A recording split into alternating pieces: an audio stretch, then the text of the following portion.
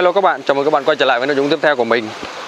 Bây giờ mình đang ở trên một con suối. Bây giờ mình đang đi khảo sát cái tuyến này xem là cái suối này có đẹp không, có dễ đi không, để tối nay mình đi soi rắn và mình đi tìm rắn ở cái con suối này. Con suối này cực kỳ đẹp luôn các bạn. Này cho các bạn coi này. Đó, đây là cái view cái sinh cảnh của cái khu rừng này này. Đây là một con suối chảy quanh năm luôn. Đá phủ rêu xanh hết luôn. Đây này, cho các bạn coi này. Đây là cái hướng để đi lên trên. Rừng ở đây thì không có dày lắm, nhưng mà đá với lại rêu với lại sinh cảnh rất là đẹp luôn. Cho các bạn coi phía bên dưới này. Đó, đó là cái hướng mà mình vừa mới đi lên nha. Hôm nay đoàn mình đi 6-7 người. Bây giờ là 3 giờ chiều. Mình thường sẽ đi khảo sát tuyến trước, sau đó rồi bắt đầu mới đi soi. Tại vì ban ngày rất là rảnh, thường sẽ đi khảo sát xem là cái tuyến đó nó có dễ đi không này, có khả thi để mà tìm rắn hay là tìm các loài bò sát lưỡng cư không, rồi bắt đầu mới đi. Nếu mà mình mà đi buổi tối á, mà mình đi một cái tuyến mà nó khó đi quá thì nó sẽ bị mất thời gian để mà phát cây hoặc là làm những cái công tác chuẩn bị ấy. Thì cái tuyến nó sẽ đi được ngắn và mọi người sẽ mệt hơn, sẽ mất thời gian về cái việc mà chọn tuyến đó hơn. Cái khu vực này là một cái khu vực mà có cái loài rắn lục xanh mà đuôi không màu đỏ nha các bạn, gọi là rắn lục miền Nam đó. Mình hay gọi trêu các bạn đó là rắn lục xanh đuôi xanh. Đây là một cái loài rắn mà chiếm ưu thế hơn so với các loài rắn ở cái khu vực này. Ây da, kia là hai bạn đang đi cùng với mình, Bảo, Chris. Hai bạn đang đi lượm rác ở trong rừng. Tại con suối này thì cũng bị người dân đi lên du lịch trải nghiệm thiên nhiên, nhưng mà theo hướng là đem đồ ăn, đem đồ uống lên rồi nhậu nhẹt, xong rồi xả rác. Nên là thường nếu mà đi rừng thì bọn mình sẽ gom rác lại. Wow, đang mệt. Con suối rất là cao. Bây giờ cái cao độ hiện tại ở đây khoảng tầm 600m so với mực nước biển thôi. Leo lên khoảng tầm 300m nữa là lên đến khoảng tầm 900. Đó. Ê, bây giờ đang là mùa hoa địa lan kiến cỏ cam này, để mình quay cho các bạn coi. Đây là một cái loài địa lan mà nó rất là thú vị. Đây, cho các bạn coi này. Loài hoa này có cái màu bông rất là sặc sỡ này. Hoa này chỉ nở một lần trong một năm thôi. Cái cây thì sống bám đá đó. Nếu mà các bạn để ý thì các bạn sẽ thấy được cái rễ của cái loài cây này. Còn nếu mà các bạn không để ý thì sẽ không thể thấy được. Tại vì nó sẽ có những cái rễ có cái lông mút màu trắng bám ở xung quanh đá là thế này. Đây là đá luôn nha. Đây là một tảng đá. Rồi mỗi năm ấy, cây này nó sẽ mọc lên, xong rồi ra hoa, xong rồi sẽ lụi đi. Và đến mùa mưa năm sau thì các bạn mới thấy được cái bông hoa này nó nở lần tiếp theo. Một năm chỉ nở một lần thôi. Hoa nhìn giống như là một cô gái đang múa vậy này. Các bạn để ý này, các bạn sẽ thấy. Để mình zoom gần lại, các bạn sẽ thấy cái cấu trúc của bông hoa. Nhìn nó rất là hay ha. Nè, giống như là có một cô gái đang đội cái mũ này. Có hai cái tay ở đằng sau cái mũ này, hai tay này, hai chân này, giống như là cô gái đang múa vậy đó. Mà không biết tại sao mọi người lại gọi cái người mà đặt tên cho cái loài hoa địa lan này là địa lan kiến cỏ cam. Không biết tại sao. Cái con suối này rất là đẹp luôn. Đây không phải là lần đầu tiên mình đi cái con suối này đâu. Đây là lần thứ N luôn rồi. Xung quanh đây có rất là nhiều các loài rắn đẹp. Có rắn lục núi luôn. Nếu mà may mắn thì mình sẽ tìm được rắn lục núi cho các bạn xem. Nhưng mà hên xui nha. Tại vì đi rừng thì các bạn biết rồi, khả năng để mà gặp rắn thì nó cũng không cao lắm. Mình sẽ phải đi cả đêm để mà tìm. Trên cái con chim gì ta. Xung quanh đây nhiều chim đẹp lắm. Ở dưới kia còn một bạn nữa đang đi lên. Chờ bạn đó chút xíu rồi sẽ đi cùng với nhau để đi lên. Tại vì bạn đó mới đi lần đầu nên là sợ lạc. Bây giờ mình sẽ tắt máy đi ha. Một lát nữa nếu mà cái tuyến khảo sát này mà mình tìm thấy cái loài gì ấy, thì mình sẽ giới thiệu cho các bạn xem luôn. Còn nếu mà không thấy loài gì hết thì tối nay mình sẽ quay cái hành trình đi tìm cái loài rắn lục xanh đuôi xanh đó cho các bạn xem. Đây là một cái loài rắn mà cái nọc độc cũng rất là mạnh, ít khi tấn công con người lắm, tại vì sống ở trên các cái con suối mà có nước chảy quanh năm như thế này nè. Thì đây là cái sinh cảnh sống của cái loài đó. Xa con suối ra nữa thì cũng gặp nhưng mà sẽ ít hơn. Ok, vậy ha.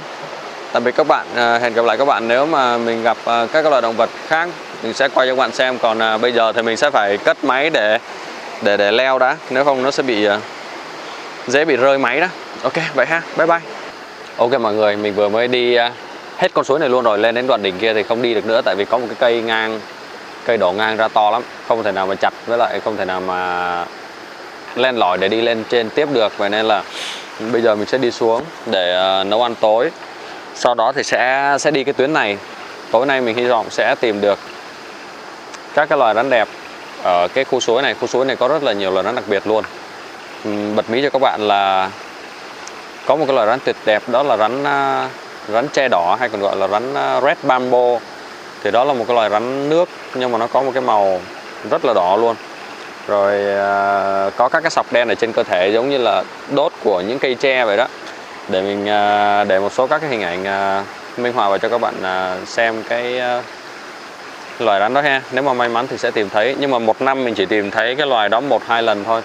Nhưng mà vào đầu mùa mưa, còn bây giờ đang là cuối mùa mưa rồi thì nó sẽ rất là khó để mà tìm thấy. Hy vọng sẽ tìm thấy. Tối nay thì bây giờ không mưa. Tối hôm qua thì trời cũng không mưa, nhưng mà tìm thấy một số loài rắn đẹp ở đây, đặc trưng ở đây. Hy vọng tối nay sẽ tìm thấy. Bây giờ mình đang ở giữa suối này, phía bên trên kia là rừng. Đây là cái phía mà đi xuống suối, đi xuống phía dưới suối này. Còn có hai anh bạn thì đang ở trên kia. Đó. Anh bạn Chris thì đang không biết tìm thấy cái gì đó hay ho rồi, đang tìm ở trên kia kìa. Ok vậy ha, bây giờ mình sẽ đi xuống dưới. Cái xuống dưới kia rất là xa, khoảng tầm chắc khoảng 1 cây số thôi, nhưng mà nó là đá lổm chổm như này nè, đi nó cũng khá là mệt. Ở đây sinh cảnh đá ha. Vậy ha. Hello các bạn, mình vừa mới tìm thấy một con rắn lục mắt đỏ. Đây là một cái vị trí mà mình vừa tìm thấy lục mắt đỏ này, vừa tìm thấy rắn lục mép trắng này, vừa tìm thấy rắn lục miền Nam luôn. Ba cái loài này ấy, thường mình thấy nó ít ở cùng với nhau lắm. Ví dụ như là ở Cát Tiên thì đi đâu cũng gặp rắn lục mắt ruby hết ấy. Rồi ví dụ như là ở trong Lâm Đồng thì toàn là gặp rắn lục miền Nam. Nhưng mà cái vị trí này này nó dao động cái cao độ khoảng tầm 600-700 mét, nên là khi mà đi soi rắn ở đây á, mình gặp cả ba cái đối tượng này, ba cái loài rắn này ở cùng một vị trí luôn. Thì đây là một cái địa điểm nó rất là đa dạng về rắn lục đấy, để cho mình làm các cái nội dung. Các bạn đã biết rồi, ở Việt Nam thì có 7 loài rắn lục đúng không? Nhưng mà ở đây có tới 3 loài rồi. Thành ra là ở đây là một cái vị trí mà mình, một cái địa điểm mà mình rất là thích đi. Nhưng mà tại vì nó rất là xa thành phố nên mình ít có đi cái khu vực này. Có một số các loại rắn lục khác nữa đẹp lắm, nhưng mà để hôm nào mình có dịp mình quay cho các bạn coi ha. Con rắn lục này á, đây là một con rắn lục cái trưởng thành lắm. Đây là một cái kiểu hình mà cực kỳ đặc trưng của rắn lục mắt ruby luôn. Các cái con rắn trước ấy, mình quay cho các bạn xem thì mắt nó không được đỏ như thế này đâu. Nhưng mà con rắn lục ruby này này, các bạn xem này, mắt cực kỳ đỏ luôn. Đây là một con rắn mà có cái kiểu hình rất là đặc trưng, rất là đẹp. Các bạn thấy không? Đây mới là mắt ruby này, còn các bạn khác thì có thể là mắt màu cam hoặc là mắt màu vàng, tùy vào cái thời gian, cái thời điểm mà mình chụp hình con rắn đó đó, thì cái nó đang ở trong cái giai đoạn sinh trưởng nào thì cái màu mắt nó sẽ chuyển từ sang màu đỏ. Nhưng mà con rắn cái này là một con rắn cái trưởng thành rồi, mà có vẻ là đang có bầu này. Các bạn xem cái bụng của con rắn cái này này, nó rất là căng và nó xệ xuống. Thì đây có thể là một con rắn cái mà đang có bầu cuối mùa này. Thì hy vọng là bạn rắn này đẻ ra được nhiều rắn con để cái số lượng rắn nó tăng lên. Với lại con rắn này nó có một cái đặc biệt nữa là con rắn lục ruby ấy, thì thường là người nó sẽ màu xanh, nó sẽ có các cái chấm màu đỏ nhưng mà nó mờ thôi, nó nhạt thôi. Nhưng mà con rắn này các bạn để ý này, nó có rất là nhiều cái chấm đỏ ở trên lưng, rất là đẹp luôn. Các bạn thấy không? Nó không được đỏ giống như là, không được đỏ tươi đâu, nhưng mà các cái chấm đỏ này ấy, thì chỉ một số con rắn nó có những cái chấm đỏ này thôi.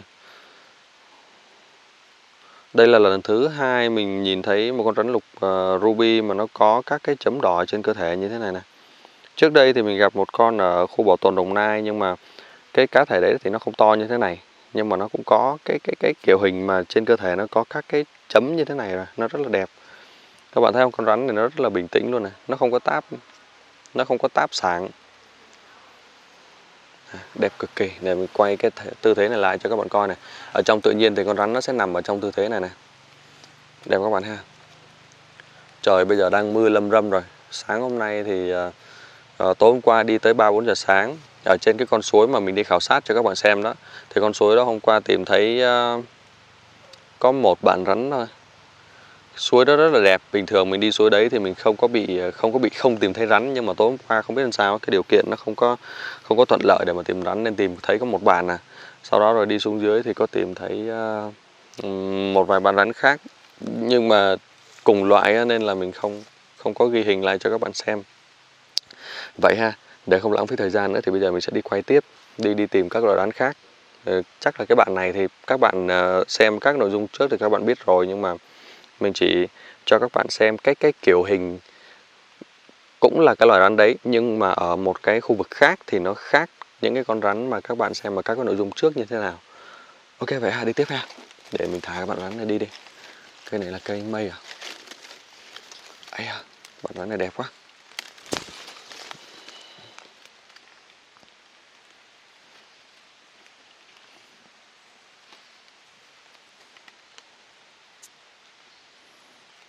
Các bạn thấy không? Ở trên bàn rắn mà nằm trên cây á, nếu mà mình đi qua thì mình không thể nào mà mình thấy con rắn này nó đang nằm trên cây được hết á. Vì nó có cái màu xanh đồng nhất với lại cái màu của các cái tán cây luôn, không có nhìn thấy đâu. Thường đi ban đêm thì sẽ dễ tìm thấy rắn lục hơn là ban ngày. Ok, vậy ha. Bye bye. Trên tay mình đang có 2 loài rắn lục luôn này các bạn. Bây giờ mình sẽ có một cái ví dụ rất là thực tế để cho các bạn xem này. Các bạn sẽ thấy bình thường các bạn sẽ rất là khó so sánh hai cái loài rắn lục đúng không? Các bạn sẽ thấy là rắn lục sao mà nó khó thế, sao mà nó phức tạp thế. Thực ra không phải là chỉ có các bạn không đâu, mà là các cái nhà khoa học đều rất là vất vả khi mà định loại hoặc là định danh một cái loài rắn lục nào đấy. Nhưng mà có những cái loài nó sẽ có những kiểu hình mà nó rất là đặc trưng. Bây giờ mình sẽ cho các bạn xem nha, hai cái kiểu hình của hai cái loài rắn lục cực kỳ đẹp luôn. Camera lại gần đây giúp anh với, để cho mọi người xem hai cái khuôn mặt của hai cái loài rắn này này. Các bạn để ý bên trái các bạn là rắn lục mắt ruby nha, thì bạn này sẽ có một cái đôi mắt rất là đỏ này, các bạn thấy không? Còn bên phải của các bạn ấy là bạn rắn lục miền Nam, bạn ấy có một cái đôi mắt màu vàng. Đó, các bạn nhìn các bạn sẽ thấy luôn là hai cái loài này về cả cái màu sắc trên cơ thể nó đã khác nhau rồi. Ví dụ như là cái loài này này, nó có một cái màu xanh gọi là xanh giống như xanh nõn chuối vậy đó, nó sẽ thiên sang màu xanh neon. Còn cái loài rắn lục mắt ruby này này thì màu của nó sẽ thiên sang màu xanh dương. Thì các bạn nhìn là các bạn sẽ thấy hai cái tông màu của hai cái loài rắn này nó khác nhau hoàn toàn luôn ha. Nếu mà nhìn kỹ hơn nữa thì các bạn nhìn thấy cái vảy mặt nó cũng khác nhau luôn. Thì đây là những cái đặc điểm mà khi mà các bạn đi vào trong rừng, các bạn soi, có thể là các bạn đang đứng cách xa 5-7 mét hoặc là 10 mét, các bạn đã định danh được cái loài rắn đó là rắn gì rồi. Nhưng mà thường thì sẽ không chốt lại đây là cái loài rắn gì luôn, mà sẽ để xem xét lại khi mà mình cầm con rắn ở trên tay rồi. Còn đây này, đó là cái phần đầu, phần mặt và cái phần màu sắc trên cơ thể ha. Thì bây giờ mình sẽ cho các bạn xem phần đuôi này. Đuôi của rắn lục miền Nam là cái con bên phải các bạn này này. Còn đuôi của rắn lục mắt ruby nó sẽ có cái sự khác biệt luôn nha. Các bạn để ý này, các bạn sẽ thấy đuôi của rắn lục ruby phía bên trên các bạn á thì nó sẽ là màu đỏ đúng không? Còn đuôi của rắn lục miền Nam ở bên dưới thì nó sẽ là màu xanh. Thì đây là cái đặc điểm mà cực kỳ dễ nhận dạng luôn. Ở trong tự nhiên á, thì chỉ có mỗi rắn lục miền Nam là có cái đuôi màu xanh thôi. Còn lại thì các cái loại rắn lục ở Việt Nam khác thì đều có cái đuôi màu đỏ ha. Đây này, các bạn nhìn tổng thể thì các bạn sẽ thấy về cả màu sắc trên cơ thể này, màu sắc của mắt này, màu sắc của đuôi. Rất là dễ phân biệt đúng không? Rắn thì không có gì khó cả. Chỉ là do mình chưa có hiểu sâu về chúng thôi. Này, hai con nó đang có cái tư thế nằm rất là giống nhau này, đưa đầu về phía bên trái các bạn, rồi đuôi thì nằm ở phía bên trái các bạn này. Các bạn thấy đẹp không? Trời ơi, sáng nay gặp bạn rắn này là bạn rắn thứ hai rồi, gặp không xa nhau lắm. Đó, để gần lại cho các bạn coi. Cái bạn rắn cái mắt hồng ngọc này bạn ấy rất là nhiều tuổi rồi, nên là vảy da trên lưng á, dày lên, rất là dày luôn. Còn bạn rắn lục miền Nam này thì bạn này thì chưa to lắm nha. Ở trong tự nhiên thì con rắn lục mắt ruby cái kích thước trưởng thành mà cái kích thước cực đại ấy, nó không có to bằng rắn lục miền Nam đâu. Có một lần mình gặp bạn rắn lục miền Nam mà to gần bằng cổ tay mình này các bạn, chắc phải gần cả 1 kg ấy. Còn cái bạn rắn này thì bây giờ đang rất là nhỏ này, chắc khoảng tầm 150 gram thôi. Còn gần 1 kg thì các bạn biết là cái kích thước nó sẽ to gấp 6-7 lần như thế này. Đẹp ha. Này, nhìn bụng sẽ thấy khác luôn này các bạn này. Bụng của rắn lục ruby phía bên trên ấy, thì nó màu xanh dương, còn bụng của rắn lục miền Nam sẽ thiên sang màu vàng. Các bạn thấy không?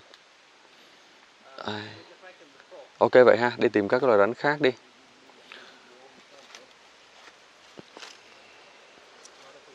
Ui!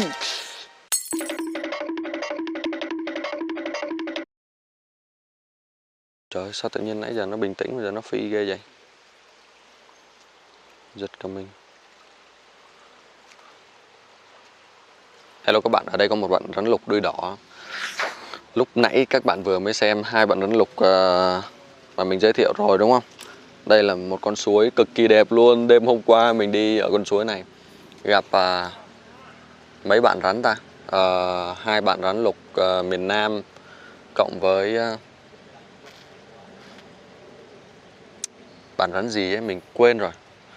Tại bình thường mà đi rừng trễ quá ấy, mình sẽ bị kiểu não hoạt động rất là delay ấy, rất là chậm ấy.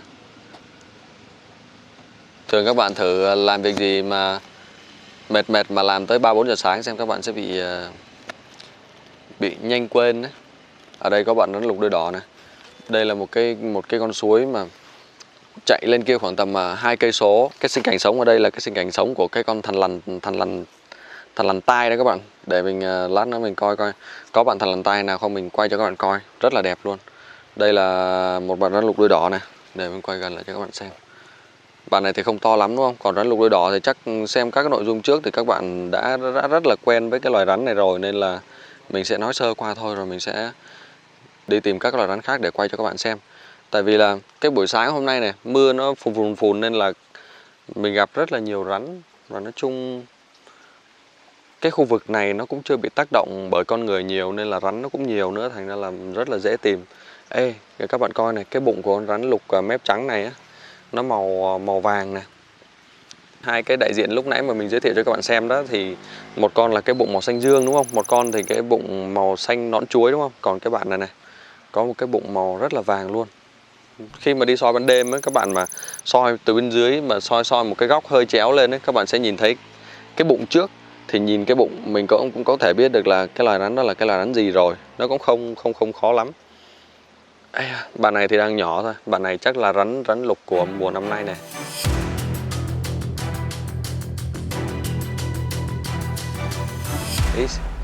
Bắt đầu giận dữ rồi, đang khó chịu rồi. Này, bạn này bạn khoanh rất là đẹp luôn này, cho các bạn coi này, cái tư thế bạn ấy khoanh này. Nhìn hay ha. Nhỏ mà đã rất là dữ rồi, để mình chọc cho bạn ấy bực mình một xíu coi.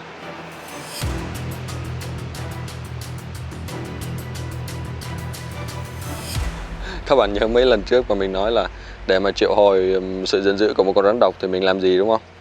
Thổi vào mặt. Ok, thôi để mình thả bạn ấy đi xong rồi đi tìm rắn tiếp ha. Trời, hôm nay rất là thuận lợi để tìm rắn luôn ấy.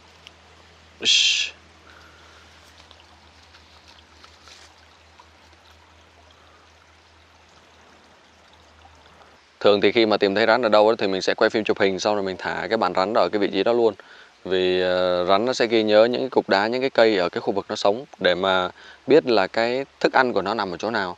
Thức ăn của nó thường đi đến khu vực nào để tìm thức ăn. Có nghĩa là con mồi thường ăn mồi ở vị trí nào để mà chúng săn mồi. Thì chuỗi thức ăn nó sẽ hoạt động như vậy đó. Tất cả các loài động vật trong một khu vực nó sẽ sống và nó sẽ hiểu rất rõ về nhau. Nó có những loài săn mồi và có những loài là những loài bị săn. Và cái chuyện nó diễn ra hàng triệu năm như vậy rồi. Nên khi mà mình mà bắt một con rắn sang một cái khu vực khác, ví dụ như là mình đem con rắn này sang một cái con suối ở phía bên kia mình thả, thì con rắn nó sẽ mất nhiều thời gian để mà làm quen với cái môi trường sống ở đấy, ghi nhớ những cái cục đá, những cái cành cây, những cái mỏm đất ở đấy. Rồi để mà tiếp tục cái quá trình sinh trưởng phát triển thì nó sẽ vất vả cho con rắn nhiều hơn. Ok vậy ha, tìm rắn tiếp đi. Bây giờ mình sẽ đi ngược lên trên này. Cái con suối này thì nó cũng khá là dễ đi. Đá lởm chởm nhưng mà nó có một cái nền cát rất là dễ đi. Có một số chỗ thì nó lún rất là sâu. Đi ha, go go. Ở đây có một bạn bọ que này các bạn. Bạn này có cái màu xanh. Bình thường mình sẽ thấy cái bạn này nhưng mà rất là bự luôn, mà màu chuyển sang màu hơi xám nâu cơ. Còn cái bạn này có vẻ là chưa trưởng thành nên là màu xanh. Bạn này bị lỗi mất một chân rồi nên không có được đẹp hoàn hảo cho lắm. Oh, great. Did you see that before? Never before. The tail is amazing. Oh. And the color. The brown ones, yes. Green though. Yeah. Wow. Okay, I will go to fire snake. If you want to make a photo. Yeah.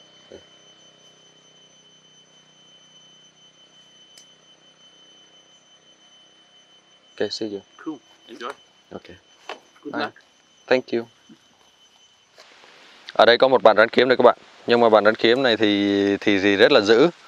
Và bạn có một cái bộ hàm rất là khỏe. Rất là nhiều bạn hỏi mình về các cái loại rắn kiếm này ha. Thường thì cái loại rắn kiếm này sống ở gần con người lắm.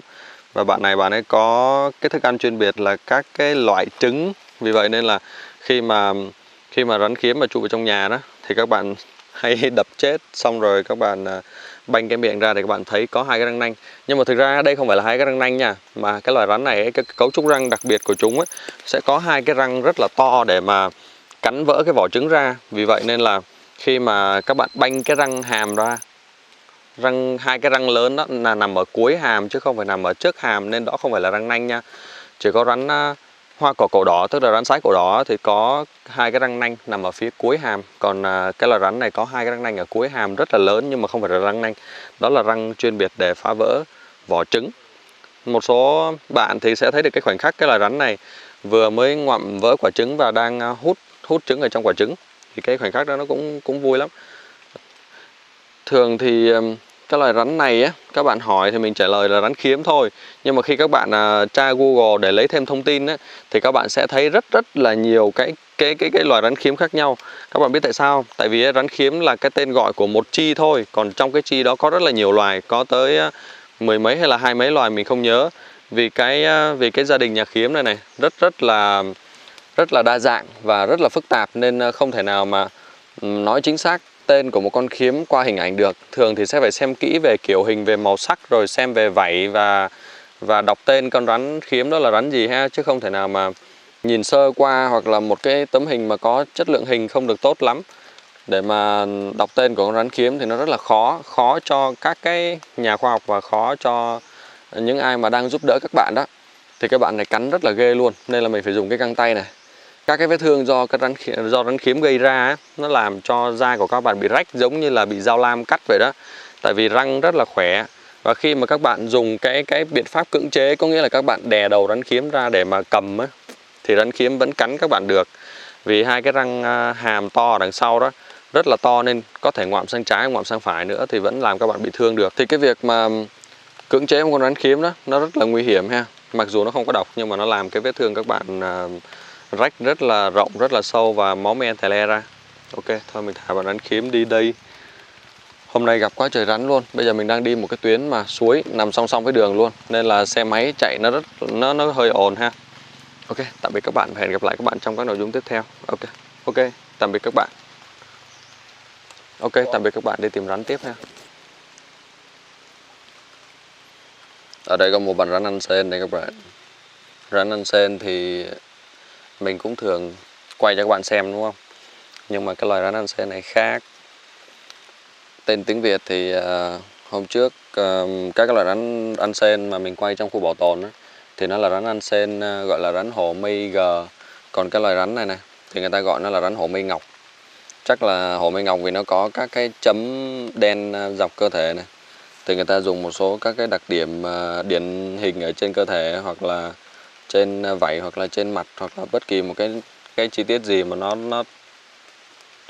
nó dễ nhận dạng, dễ định danh cho một con rắn đó, người ta sẽ đặt cho cái loài rắn đó cái tên đặc trưng đó. Con rắn này thì cái sinh cảnh của nó sống là trên cái nền lá thông, tại vì mình đang cắm trại ở một cái khu vực mà có lá thông rất là dày, nên là con rắn này nó đang bò vào trong trại chứ không phải là đi tìm thấy. Cái loài này nó dễ bị nhầm với một cái loại rắn hổ mây ngọc khác là Pariat monticola, thường bị nhầm lẫn với cái loài rắn ăn sen Macularis. Thì cái loài rắn đó, Macularis thì nó có hai cái đai ở đằng sau gáy, nó vàng và nó bự hơn. Mà cũng có thể đây là Macularis, tại vì đây là một cái kích thước mà chưa trưởng thành nên là cũng khó để mà nhìn ra được. Thường thì sẽ phải đếm vảy hoặc là xem những cái chi tiết để mà định danh cho nó chính xác. Ok vậy ha, trời mưa rồi, hôm nay gặp rất là nhiều rắn rồi, hôm nay và tối hôm qua. Thì bây giờ mưa rồi nên là mình sẽ dẹp máy không quay nữa. Nếu mà có cái loài gì đặc biệt thì mình sẽ quay tiếp cho các bạn xem. Tạm biệt và hẹn gặp lại các bạn trong các nội dung tiếp theo.